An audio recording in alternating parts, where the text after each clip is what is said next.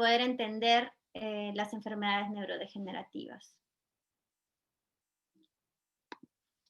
Primero, quisiera mostrar las diferencias entre dos conceptos que a veces se confunden un poco, que es el envejecimiento versus la neurodegeneración. Cuando hablamos de envejecimiento, hablamos de un proceso natural, un decaimiento natural de los procesos cognitivos propios del desgaste de nuestros órganos, de nuestra capacidad de producir regenerar o combatir a los daños que vamos acumulando en el proceso de nuestra vida. Este envejecimiento ocurre desde el momento en que nacemos. Son los cambios que van determinando cómo vamos madurando a lo largo de nuestra vida, y luego cuando llegamos a una etapa más avanzada, no tenemos la misma plasticidad o la misma capacidad de adaptarnos a los ambientes, a las presiones externas. Sin embargo, cuando hablamos de neurodegeneración, hablamos de anomalías que van a ya afectar el comportamiento o el normal funcionamiento de nuestros procesos cognitivos. No necesariamente no necesariamente porque una persona tenga una edad más avanzada va a presentar neurodegeneración. Y al revés, un proceso o un hecho neurodegenerativo no necesariamente va a afectar solamente a los adultos mayores. Puede ser cualquier estrés o cualquier suceso a lo largo de nuestras vidas, por ejemplo, un trauma, un derrame, una falla cardíaca que repercute en el cerebro y que va a hacer que nuestro sistema nervioso se vea afectado de tal manera que ya no podamos funcionar correctamente, sin que eso excluya que existan los procesos de reparación y de regeneración. Luego, cuando hablamos de envejecimiento, hablamos de un cambio generalizado en la estructura y en la función cerebral o del sistema nervioso. Es un proceso en conjunto porque por ejemplo, los telómeros de nuestros cromosomas se van desgastando, las proteínas ya no se producen de la misma manera, la estructura cerebral va alterándose en función y en la forma anatómica junto con nuestro cuerpo. Sin embargo, cuando hablamos de neurodegeneración o de una enfermedad neurodegenerativa, hablamos de cambios que son específicos en alguna región del sistema nervioso o en algún tipo celular o proceso específico en nuestro sistema nervioso. Es por eso que cada enfermedad neurodegenerativa va a tener su propia característica o su propio lugar de afección. Y tanto el envejecimiento como la neurodegeneración están determinados genéticamente, pueden tener causas genéticas, como también factores ambientales y el estilo de vida que puedan regular estos procesos de envejecimiento o de neurodegeneración. Pero el envejecimiento, como decía, es un proceso natural, sin embargo, la neurodegeneración tiene una connotación dañina. Pero dicho todo esto, sí se determina que el envejecimiento es el principal factor de riesgo para producir enfermedades neurodegenerativas. ¿Y cómo es esto? Cuando vamos avanzando en edad, nuestro cuerpo y nuestro cerebro va madurando, van a ir acumulando cambios, se van a ir adaptando a diferentes procesos, diferentes estrés, diferentes factores ambientales. También ese componente genético que tenemos va a ir aflorando y produciendo ciertos patrones de expresión génica que van a ir modulando nuestro cerebro y nuestro sistema nervioso y nuestros procesos mentales, pero como en general todo lo que está en uso va a ir acumulando daños y va a ir deteriorándose poco a poco sin que eso llegue a determinar o afecte severamente nuestro comportamiento. Entonces, eso sería un envejecimiento normal, un acúmulo natural o esperado de tal vez agregados proteicos, de fallas en conexiones nerviosas, de infiltraciones de moléculas que cruzan la barrera encefalocraniana y en sí. Pero cuando hablamos de neurodegeneración y demencia, que son las alteraciones mentales, es cuando hay una exacerbación de estas anomalías, ya sea por algún factor genético, como por ejemplo mutaciones o genes que nos hacen más propensos a acumular este tipo de anomalías, o algún factor externo, por ejemplo, un mal estilo de vida, algún efecto traumático, un golpe, un derrame, eh, resistencia a insulina, en sí, o coafección con otro tipo de enfermedades, eh, tipo diabetes o problemas cardíacos en sí, que van a hacer que esta exacerbación de anomalías ya no sea capaz de ser reparada por nuestro cuerpo. ¿Por qué? Porque mientras vamos avanzando en edad, también nuestro sistema nervioso ya no es capaz de, o nuestras moléculas de reparación ya no son capaces de, no son tan efectivas como antes. Entonces va a haber un acúmulo mayor de este daño y se va a reflejar en una falla cognitiva, mucho más severa que la que observaríamos en una persona mayor que puede tener más de 80 años y estar perfectamente bien en la parte cognitiva. Y aquí entra a tallar un concepto muy importante que es la plasticidad neuronal o la neuroplasticidad, que es nada más que la adaptación así como a nivel orgánico nosotros vamos adaptándonos a las diferentes condiciones que se nos presenta a lo largo de nuestra vida, nuestro cerebro o nuestro sistema nervioso también lo hace. ¿Mediante qué? Mediante las conexiones neuronales, las sinapsis, las señales, la interacción neuronas con el ambiente cerebral, eh, también la interacción del sistema nervioso con otros órganos. Entonces, nuestro cerebro o nuestro sistema nervioso es capaz de autorrepararse, de autocontrolarse, de reparar los daños que van causando, de evitar la acumulación de mutaciones, de reparar las proteínas o reemplazar las proteínas que estén fallando, de también eh, producir o inducir muerte celular programada para deshacernos de algunas células o neuronas que estén fallando en sus conexiones, pero a la vez hay una regeneración de estas neuronas, que es un concepto que ya hace unos años quedó demostrado que no es que las neuronas, una vez que llegan, que alcanzan un nivel de madurez, ya son irreemplazables, sino hay una constante neurogénesis que va a ir manteniendo nuestro sistema nervioso en un estado normal.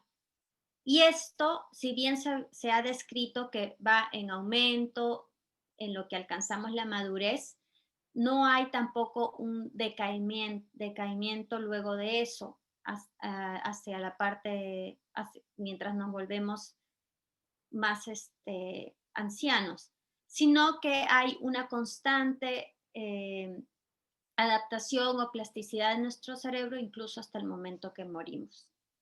Pero ¿qué pasa cuando hay un proceso de neurodegeneración, ahí sí esta plasticidad neuronal se ve comprometida y se va degradando y decayendo hasta que ya nuestro sistema nervioso no es capaz de regenerarse o de repararse.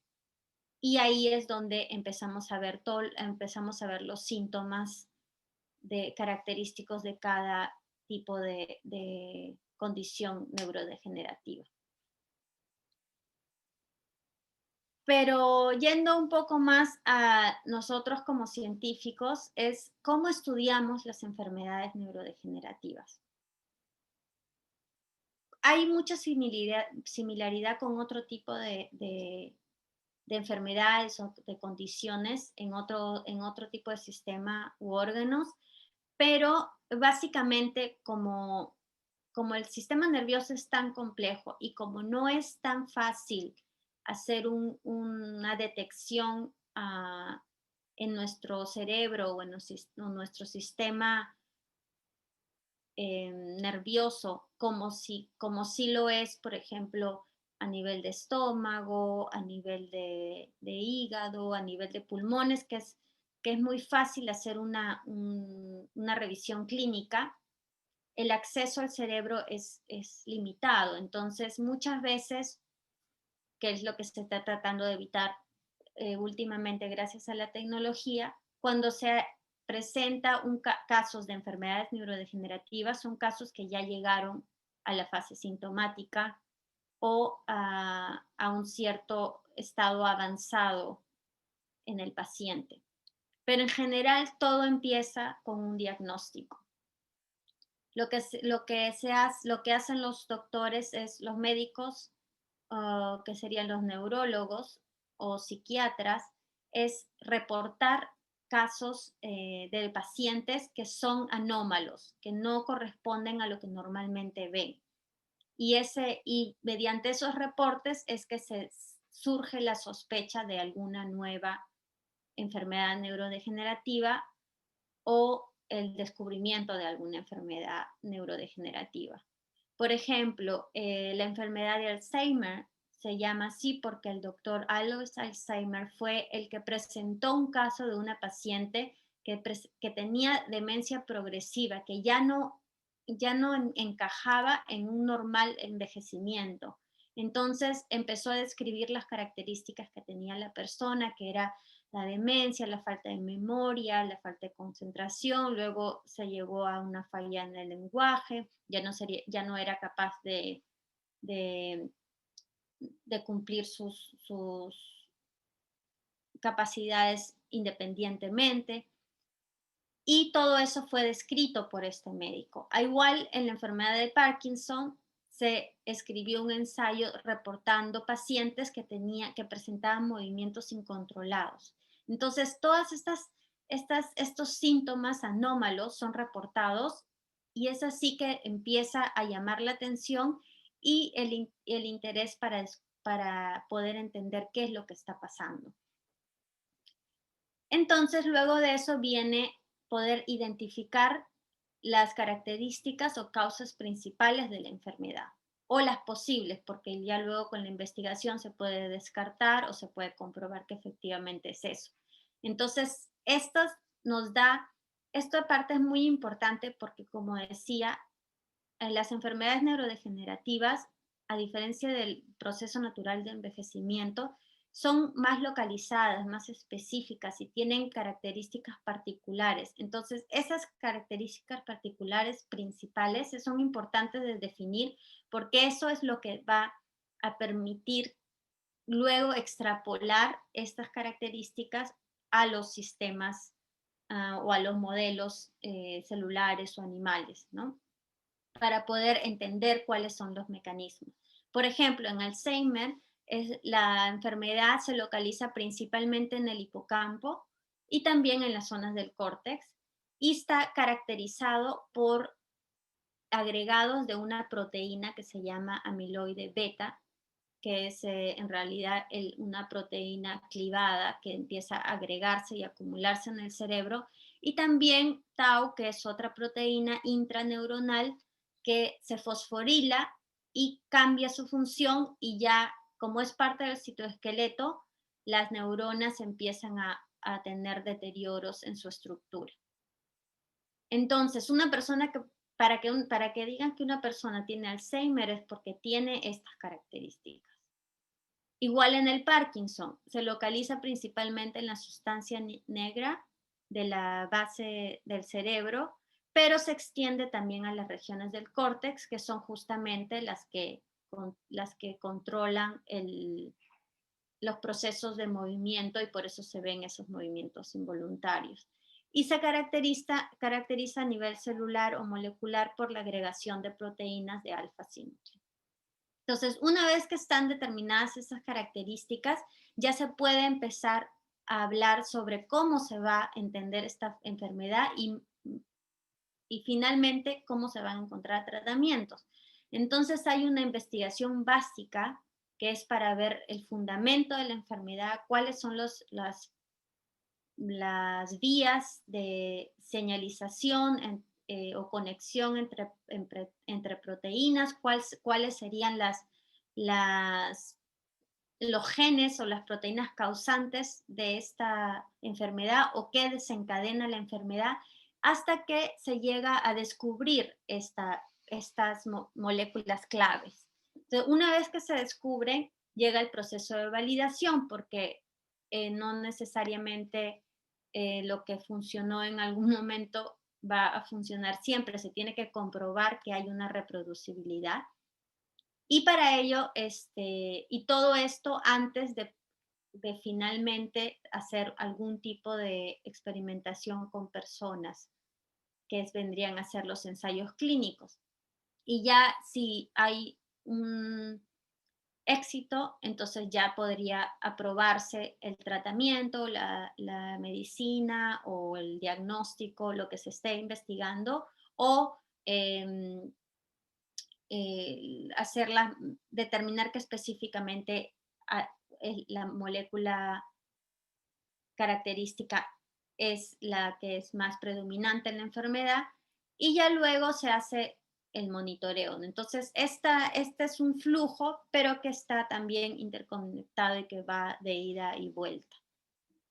Y en este caso, los sistemas in vitro, celulares y animales son para esas fases que son preclínicos, o sea, antes de empezar a investigar en personas, por cuestiones éticas, por cuestiones prácticas, por cuestiones económicas. Es mucho mejor trabajar al inicio con sistemas in vitro, celulares o animales que podemos controlar y podemos manipular sin tener que llegar a experimentar con personas, ¿no?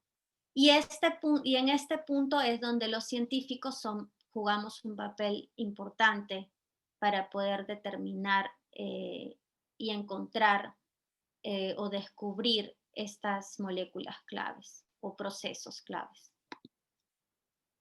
Entonces, hay diferentes tipos de análisis a nivel molecular. Si hacemos un análisis a nivel molecular, estamos hablando del ARN, del ADN, las proteínas. Si hablamos de investigación a nivel celular, hablamos de investigar las neuronas, las glías, que son las células residentes del cerebro, pero no neuronales. También células infiltradas, porque existe la barrera eh, cráneoencefálica que bloquea el paso de moléculas y de células del resto de nuestro cuerpo, de la periferia a nuestro cerebro, pero en algunos casos sí hay infiltración.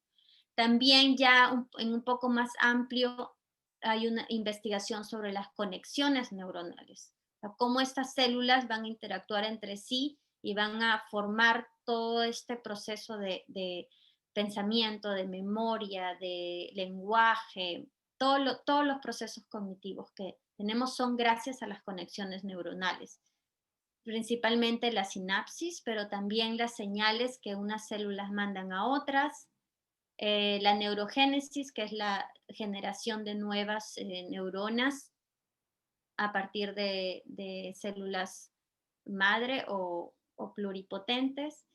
Y también hay una como dije, una interacción entre células entre las células y su entorno, ¿no? También a nivel regional se analizan las estructuras del cerebro independientemente. Por ejemplo, si se quieren enfocar en el hipocampo, si se quieren enfocar en el córtex, si se quieren enfocar en el sistema nervioso central, que es el cerebro, o el sistema periférico, que son los nervios que llegan a todo nuestro cuerpo. Y ya luego hay un análisis orgánico o individual a nivel de los modelos animales, donde podemos investigar los patrones de comportamiento, ya no solamente cómo se relacionan las células entre sí, sino cuál es su estructura, su ubicación y su rol en el sistema nervioso. Entonces, hay diferentes niveles de investigación, pero igual todos están interrelacionados y podemos tomar un modelo de ratón, analizar a nivel de individual o de organismo y también hacer cultivo de neuronas y analizar a nivel celular. Podemos incrustar los pads para hacer electrofisiología y analizaríamos las conexiones neuronales. Entonces, podemos extraer ARN y hacer un análisis de expresión génica. Entonces, todo esto está interrelacionado, todos estos niveles. Entonces, voy a distinguir qué es un sistema in vitro a un modelo animal, que sería un sistema in vivo. En un sistema in vitro hacemos el análisis de los componentes aislados, o sea, se aísla un componente del organismo y se analiza específicamente ese componente. Entonces, es un análisis in vitro porque está fuera del organismo vivo. Y es por ello que el objeto de estudio va a ser restringido y va a ser controlado. Esto tiene la desventaja que no hay una completa interacción, solamente sabemos una parte del proceso, pero tiene la ventaja de que al ser controlado podemos determinar específicamente las condiciones que queremos investigar.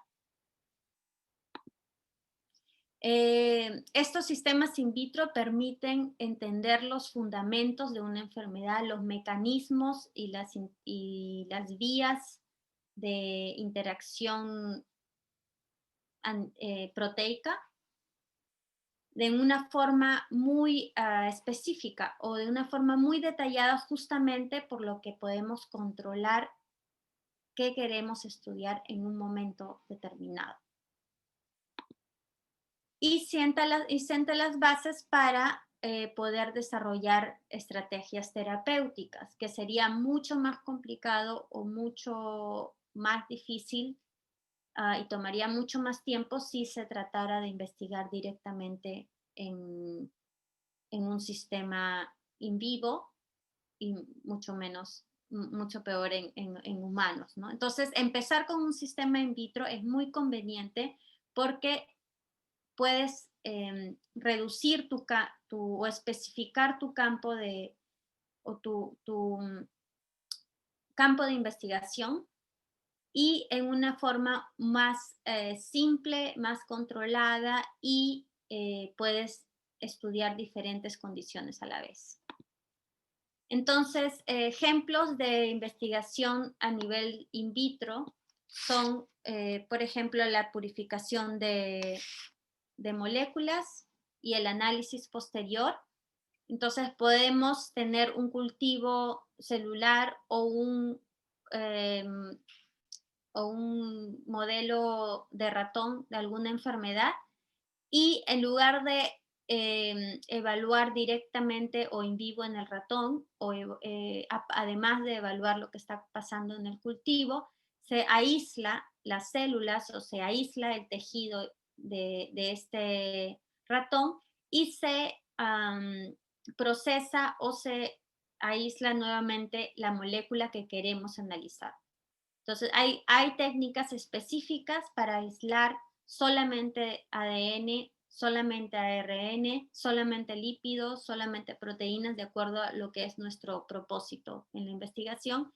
Y mediante un análisis bioquímico o un análisis molecular, podemos saber, por ejemplo, cuánto de una proteína se está expresando en un momento determinado.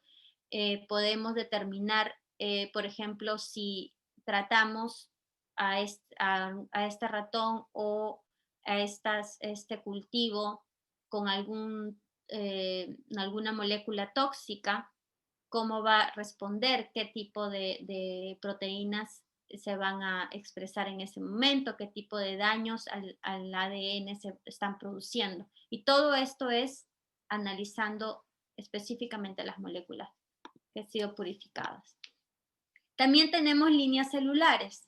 En el caso de las enfermedades neurodegenerativas, lo que utilizamos son células de neuroblastomas o de glías que son de origen animal o de origen humano. Porque las neuroblastomas son células en realidad cancerígenas, pero son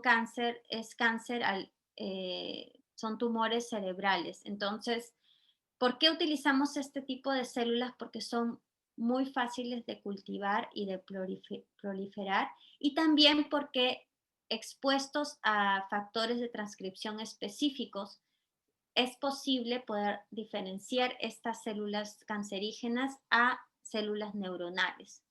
Entonces, en lugar de extraer neuronas de algún animal, lo que hacemos es utilizar este tipo de líneas celulares y diferenciarlas eh, en células neuronales. También estas, justamente porque lo que son fáciles de cultivar, se pueden ver tratamientos o ver cómo las células neuronales responden a diferentes toxinas. También son fáciles de manipular genéticamente. Y ahora lo que se tiende a usar es, gracias al desarrollo de las técnicas de reprogramación celular, es poder obtener neuronas diferenciadas directamente de personas, por ejemplo, pacientes con alguna enfermedad neurodegenerativa. Se extraen los fibroblastos gracias a una diferenciación con factores de transcripción, se revierte a células pluripotentes y luego se vuelven a diferenciar, a rediferenciar, pero ya no en fibroblastos, sino en neuronas. También existen los cultivos primarios, que es directamente del tejido o del cerebro de ratones adultos o embrionarios. Se procesa el cerebro y se aíslan las células nerviosas, que depende de lo que el medio de cultivo contenga. Podemos cultivar solamente las células gliales o solamente las neuronas, y ya luego que son cultivadas in vitro, ya pueden haber incluso cocultivos de estas células. Los modelos murinos vendrían a ser el sistema in vivo, o sea, a nivel de organismo. Este permite evaluar las interacciones biológicas a nivel sistémico, porque en un modelo in vitro solamente tenemos un tipo celular o son condiciones completamente de laboratorio. En cambio, ya en un ratón podemos ver las interacciones reales que hay en un organismo.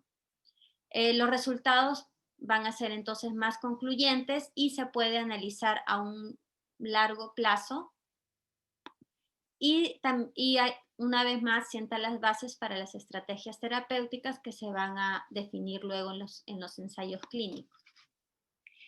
Hay diferentes tipos de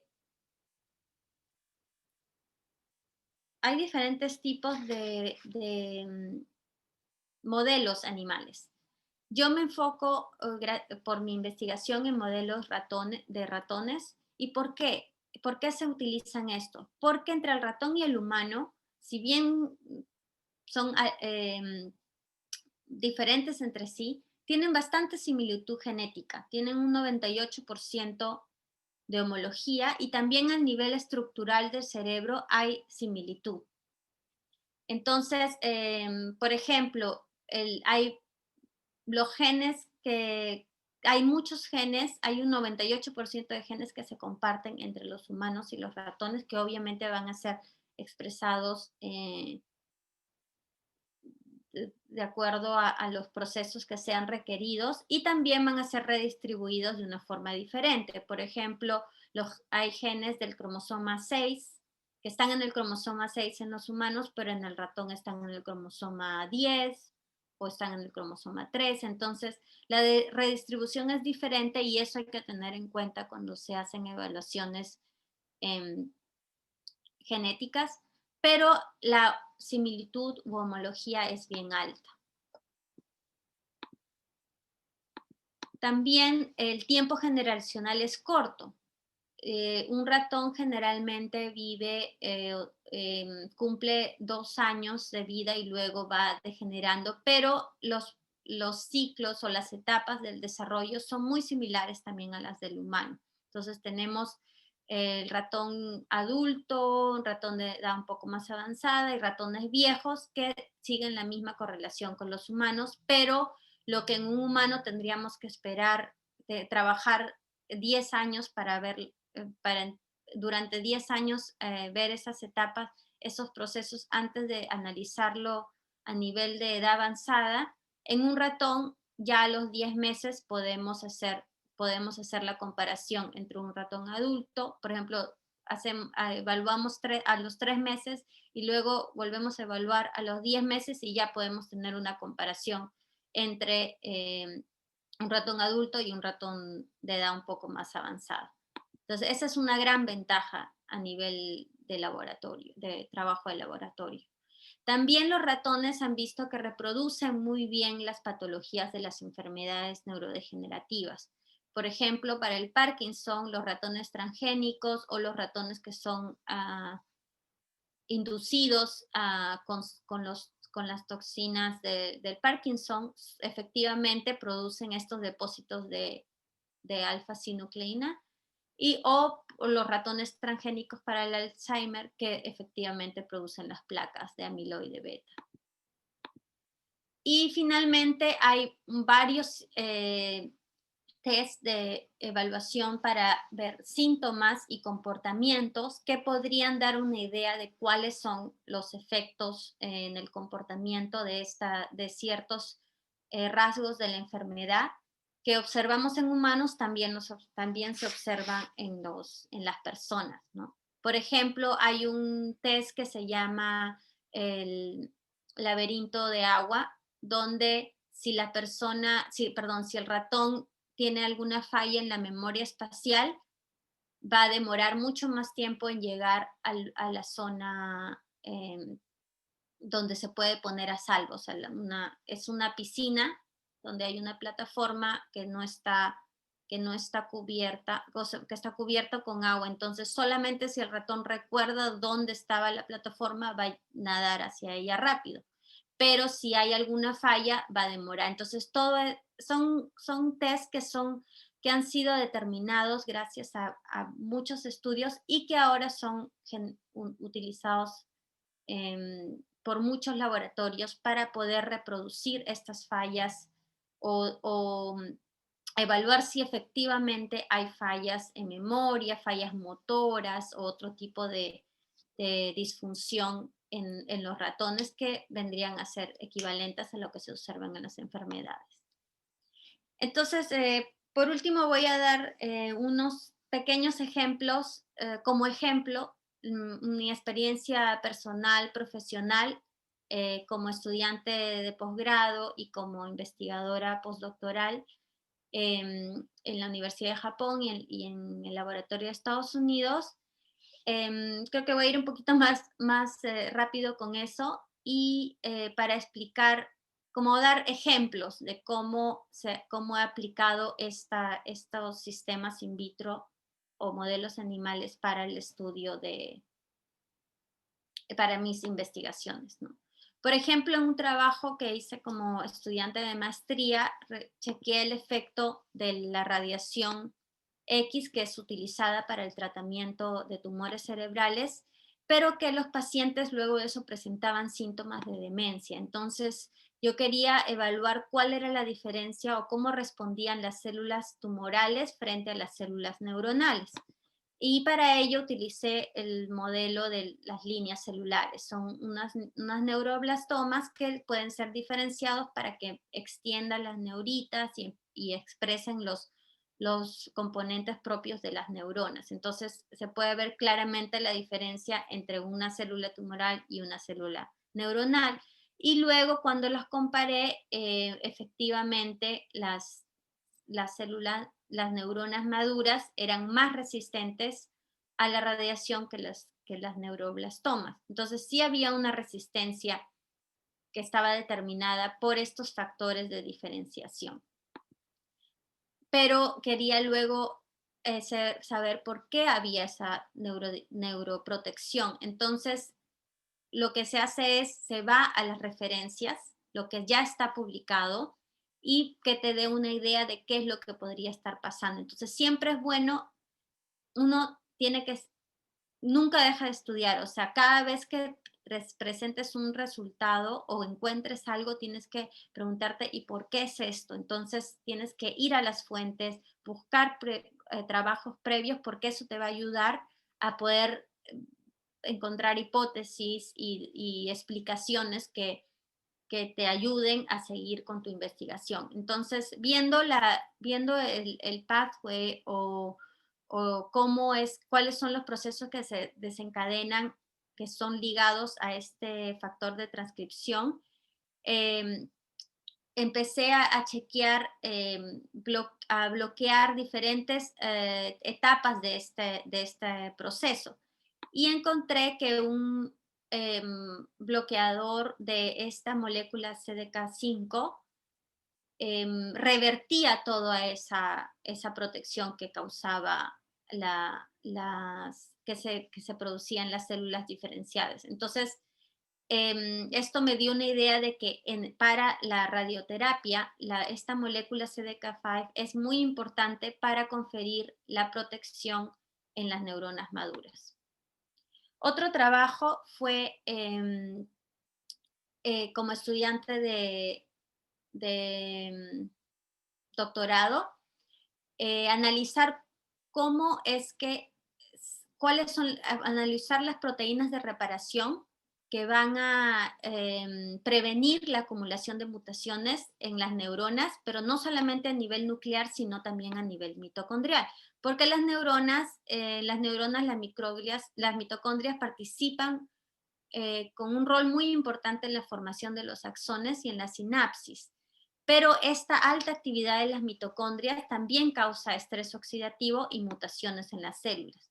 Pero hay proteínas de reparación que van a reparar este daño o evitar estas mutaciones, como son la MTH1 y la OGG1.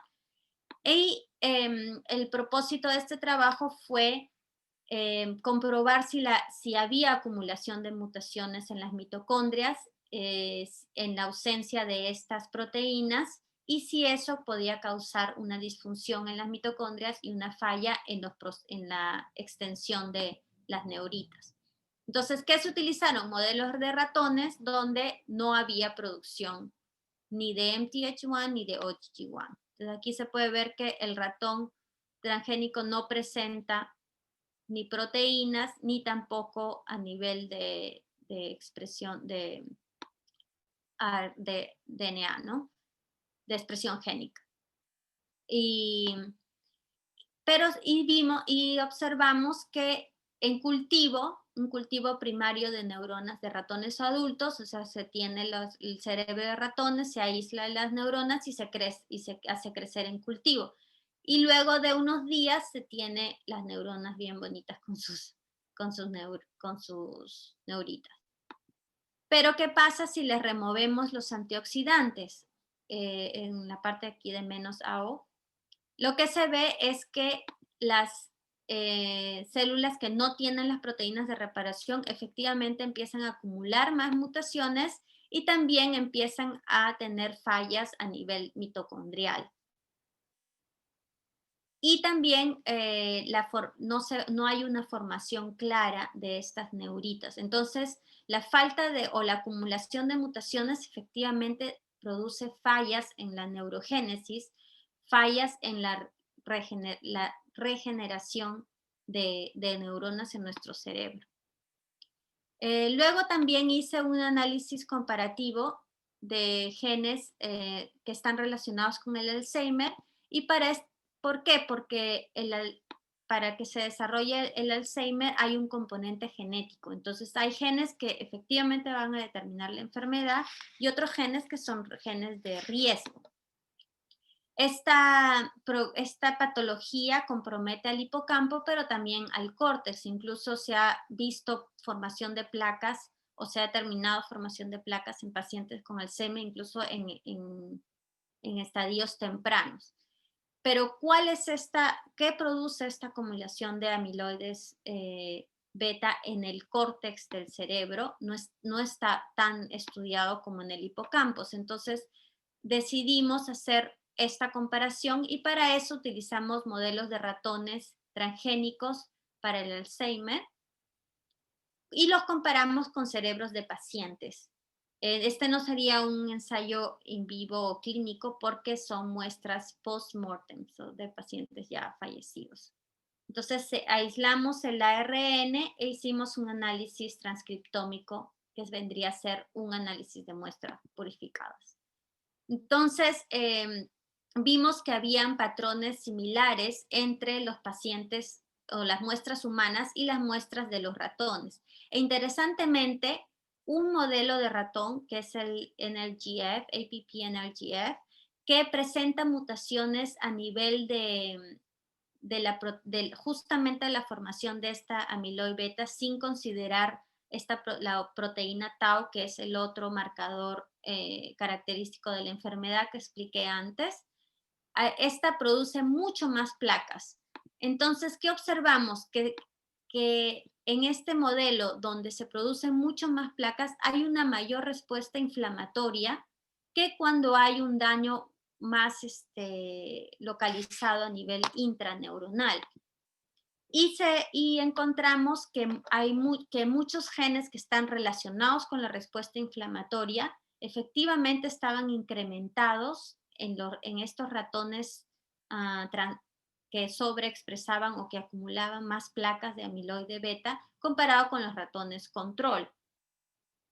Y esto determinó que hay un link o una relación muy cercana entre el Alzheimer y los procesos de neuroinflamación en el cerebro. Y es que ha sido caracterizado en un modelo de ratón. Entonces aquí podemos ver en verde las placas de amiloide beta, que son muy, muy grandes y muy prominentes comparados con el otro ratón transgénico. Y obviamente en los ratones silvestres no se observan esas placas. Y también una gran activación de células neuroinflamatorias residentes, como son los astrocitos y las microglias. Y también de otros componentes que han sido ya reportados por los estudios del GWAS y que en nuestro trabajo comprobamos que efectivamente nuestro ratón transgénico, nuestro ratón que sobreexpresa estas placas de amiloide beta también tenían una alta expresión de estos genes.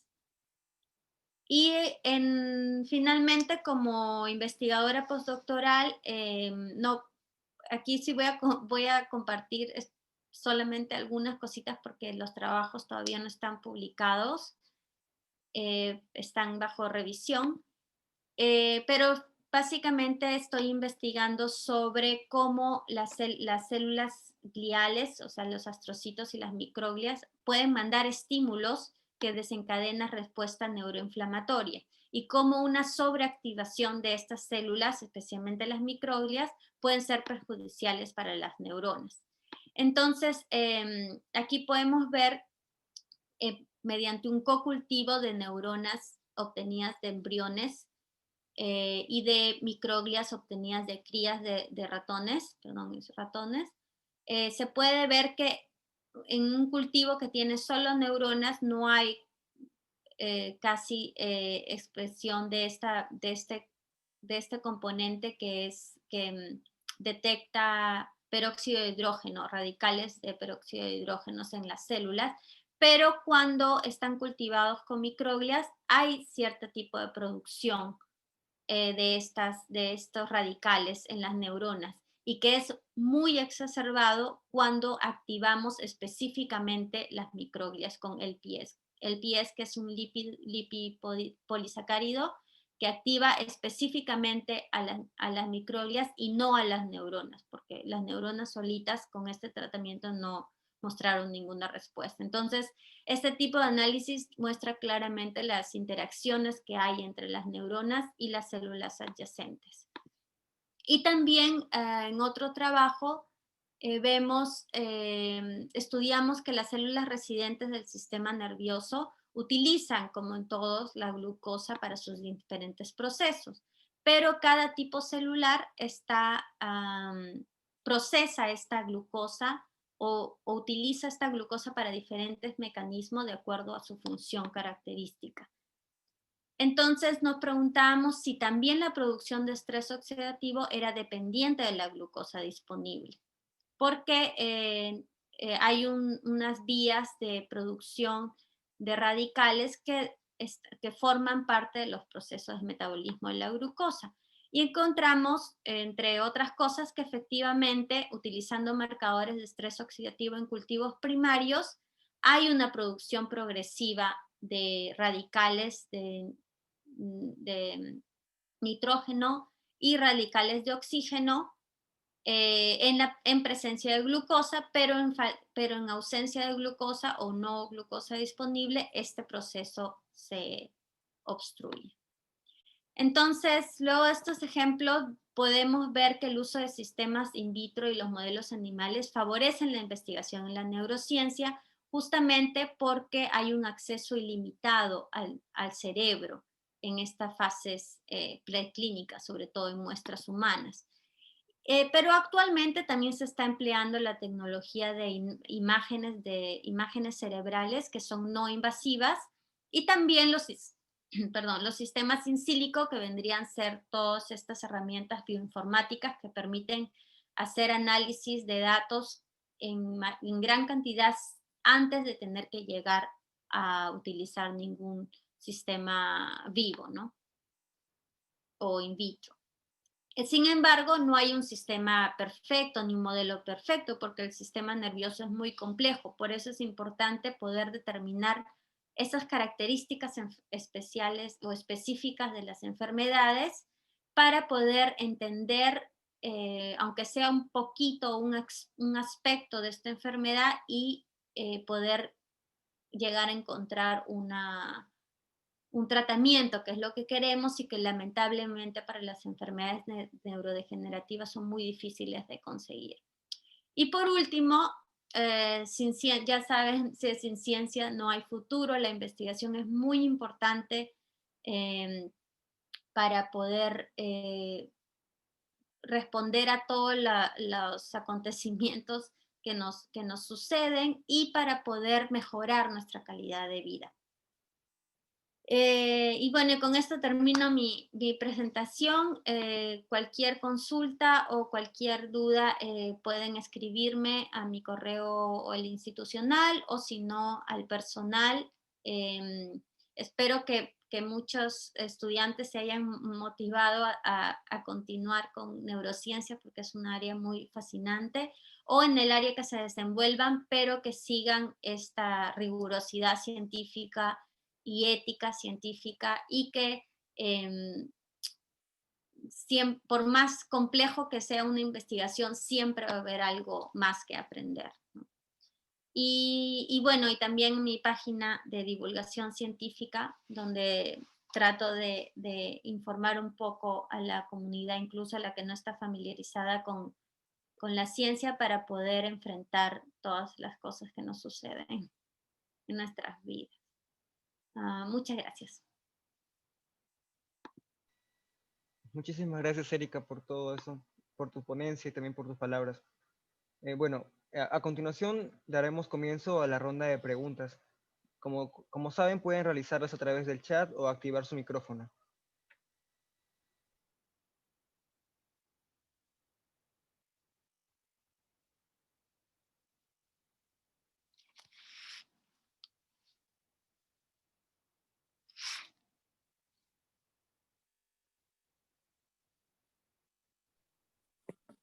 ¿Puedo hacer una pregunta?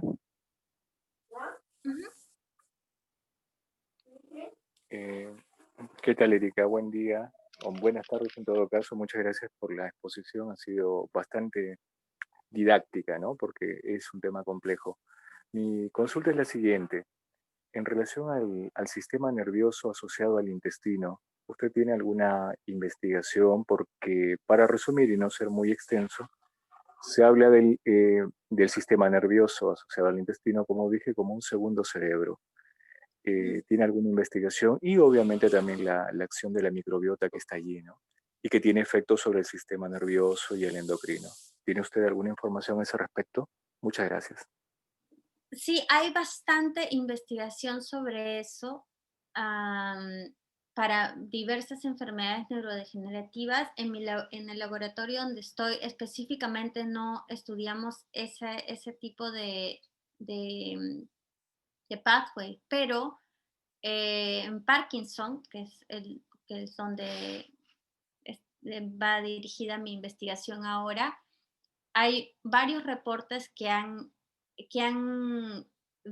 observado que estos nervios que van desde la base del cerebro y llegan a la periferia, a la base del estómago, son capaces de capturar o de interactuar con la microbiota de nuestro sistema.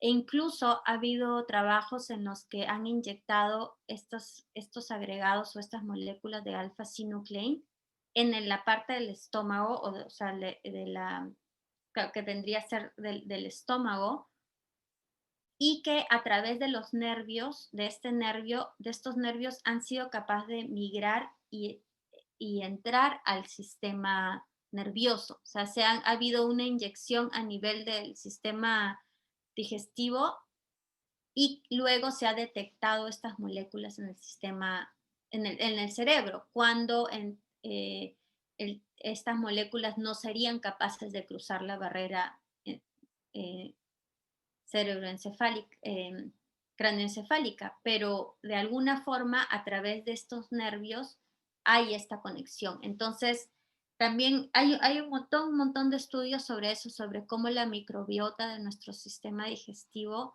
puede afectar la formación de agregados o el estrés oxidativo en el cerebro, porque el estrés oxidativo también exacerba o induce la formación de estos agregados de alfa-sinuclein, que aún no se entiende por qué es que se produce estos agregados, si es un mecanismo de defensa de nuestro sistema nervioso frente a patógenos, si es una alteración a nivel de la regulación, porque esta alfa-sinuclein en realidad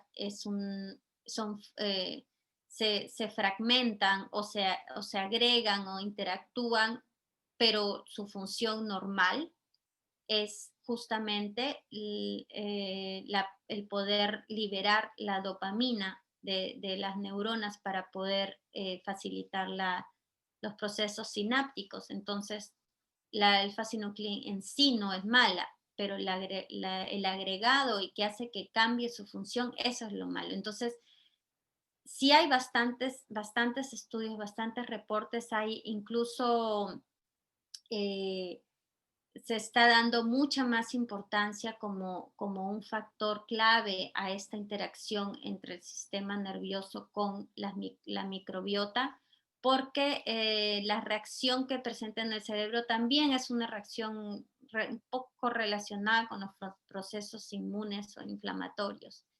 Entonces sí hay, no es específicamente mi área de investigación, pero sí se está explorando bastante esa área.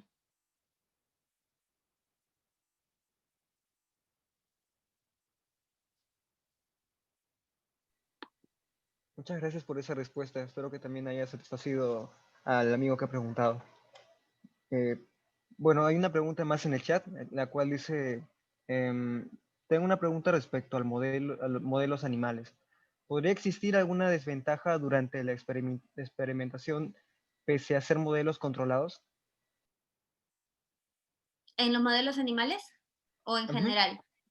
Dice respecto a modelos animales. Ah, ya. Bueno, yo lo extiendo en general. Siempre va a haber algún tipo de problema. No, ya cuando uno está haciendo la experimentación se enfrenta a varios tipos de problemas cuando estamos, incluso para los sistemas in vitro y para los modelos de ratones hay que estandarizar todas las condiciones, o sea, viéndome específicamente a los modelos de ratones, qué problemas enfrentamos, por ejemplo, cuando hay una mutación, se hace todo el proceso de biología de clonación para formar los plásmidos, para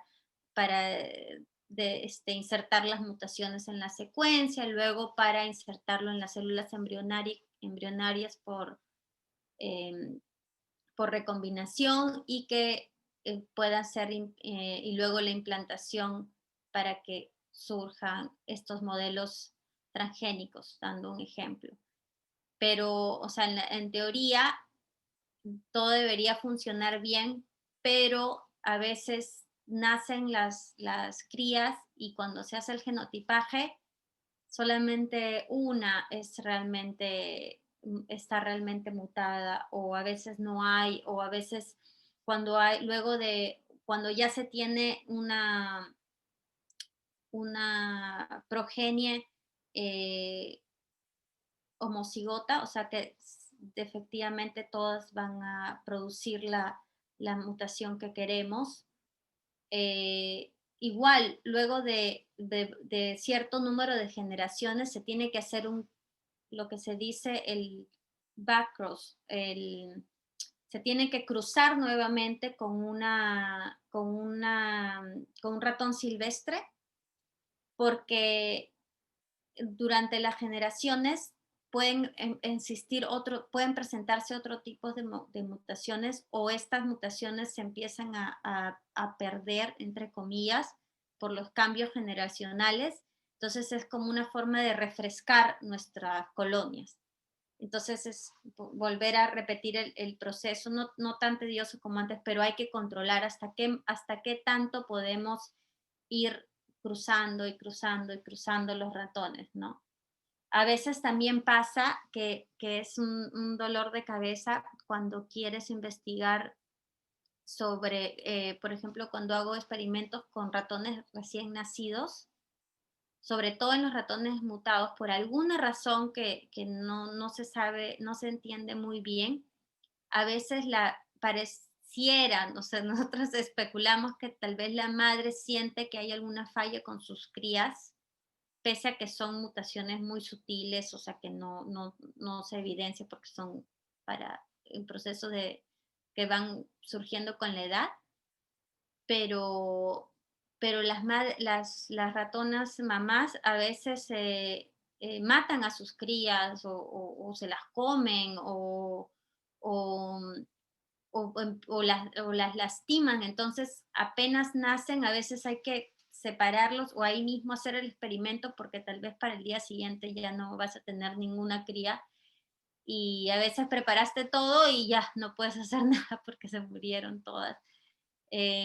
A veces también pasa, por ejemplo, en los ensayos de comportamiento, que parece sencillo también en el protocolo, pero hay que ajustar, por ejemplo, no sé, para las motoras o para ver la fuerza en las patitas, la fuerza motora, que podría ser sencillo de simplemente ver cómo agarra un objeto o en el de memoria, cómo reconoce un objeto, pero tienes que setear qué tan lejos va a estar el objeto del ratón. Algunos ratones son más grandes y otros más chiquitos, entonces no alcanzan. A veces tenemos que ver qué objetos vamos a colocar en las cabinas porque a veces los ratones no, por ejemplo, uno quiere poner uno que tiene demasiadas siluetas, entonces ya para el ratón va a ser más difícil de distinguir. Entonces son cositas que ya en la práctica se van saliendo. Entonces, por más que hay un protocolo, siempre un protocolo tiene que ser adaptado a cada laboratorio para sus propias condiciones. Entonces, sí, problemas sí, siempre, siempre va a haber. O sea, la parte de setear un experimento o estandarizar las condiciones es la más larga que hay y demora meses. Y ya hacer el experimento en sí es lo más fácil y lo más rápido. Erika, muchas gracias por ser tan específica con tus respuestas. Lisbeth está seguro muy feliz por eso. Y bueno, me había salteado una pregunta que es de David, la cual dice, ¿cómo la transcriptómica ha ayudado a desarrollar la neurociencia?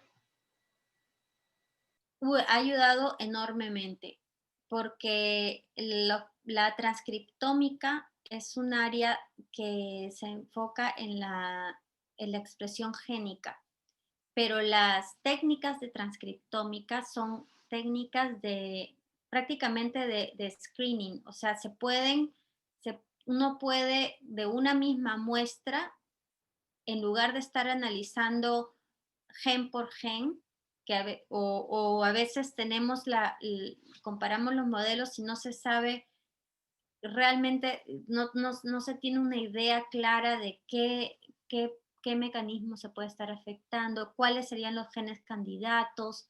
Entonces, un análisis transcriptómico, o sea, un screening transcriptómico te va a dar información colectiva y te va a dar información de qué genes específicamente se están alterando entre una muestra y otra, y también qué vías de interacción pueden estar modificadas.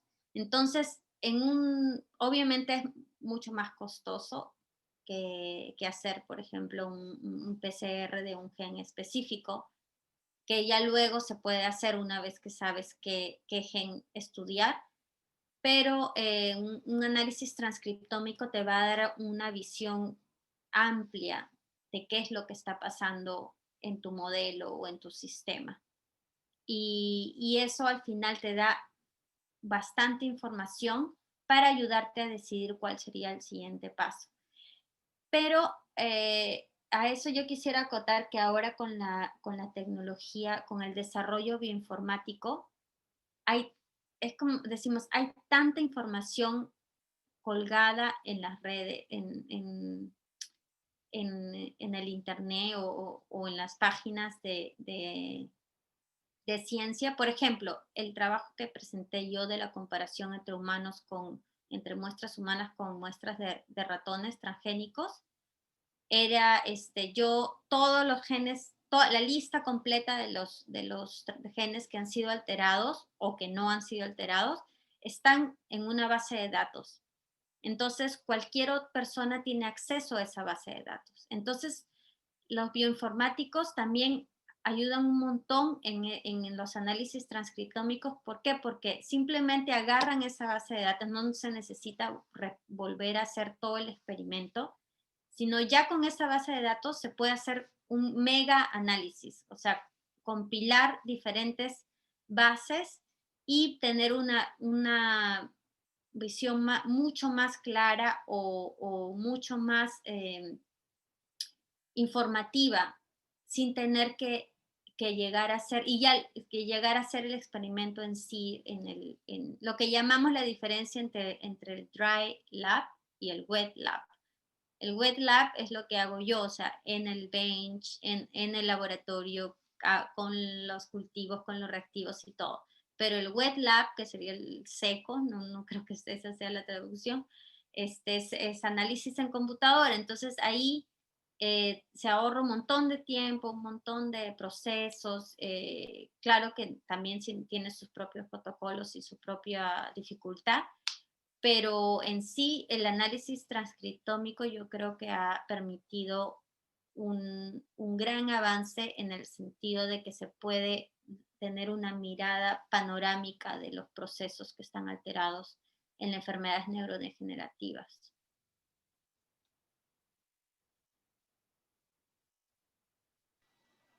Muchas gracias nuevamente, Erika. Por el momento no hay más preguntas, por lo cual doy unos segundos más antes de cerrar la ronda de preguntas. Una vez más extiendo la invitación para los que quieran, los que tengan más dudas o un interés en seguir la rama de la neurociencia, de sentirse libres de contactarme. También por esto hice esta exposición un poco más respondiendo las preguntas que algunos estudiantes me hacen, que es como, ya, sí, sé lo que es neurociencia, pero ¿qué haces en realidad? O sea, ¿qué haces en el laboratorio? ¿De qué se trata? Entonces, eso es más o menos lo que he tratado hoy día de alcanzarlos. O sea, ¿qué exactamente es lo que estudiamos y hacemos como científicos, ¿no?